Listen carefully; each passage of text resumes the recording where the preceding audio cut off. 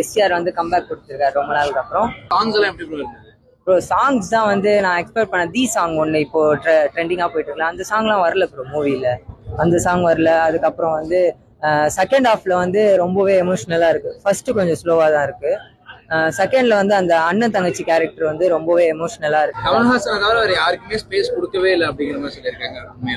அப்படிலாம் இல்ல ப்ரோ, எல்லாருக்கும் காமனா கொடுத்துருக்காங்க ப்ரோ. வந்துட்டு சிம்புவே கேமியோ மாதிரி தான் வந்தாருன்னு சொல்லிட்டு போனாங்க. அதனால கேட்குறேன். நம்ம பார்க்க வரைக்கும் நம்மளுக்கு நல்லா இருந்ததா? ஒருத்தருக்கும் ஒரு மைண்ட் செட் இருக்கும். ஸோ எல்லாரும் போய் பார்த்தா தான் அவங்க மூவி தெரியும் எப்படி இருக்கும்னு சொல்லிட்டு. இல்ல உண்மைதான், ஒரு ஸ்கிரீன் இது இருக்காது. பட் அவரு வந்த ரோலு, அவரு வந்த சீன்ல அவருக்கு வட்டா இருந்துச்சு. அதை சொல்றேன். 2 இயர்ஸ்க்கு அப்புறம் நம்ம எஸ்டிஆர் ஒரு கம்பேக்ல பாக்குறோம், எக்ஸ்பெக்ட் பண்ணிட்டு போறோம்னா அது ஃபுல்ஃபில்மெண்ட் ஆயிடுச்சு. எஸ்டிஆர் வர ஒரு சீனுமே வேற லெவல்ல இருந்தது. எனக்கு Kamal Haasan sir and STR sir ஒரு ஃபைட் சீன் இருக்கும், அதெல்லாம் எக்ஸ்பெக்ட் பண்ணவே இல்லை. ஸ்கிரீன்ல பார்க்கும்போது நல்லா இருந்துச்சு. படத்துல வந்து நிறைய படத்தோட மிக்சிங்லாம் இருக்குன்றாங்க.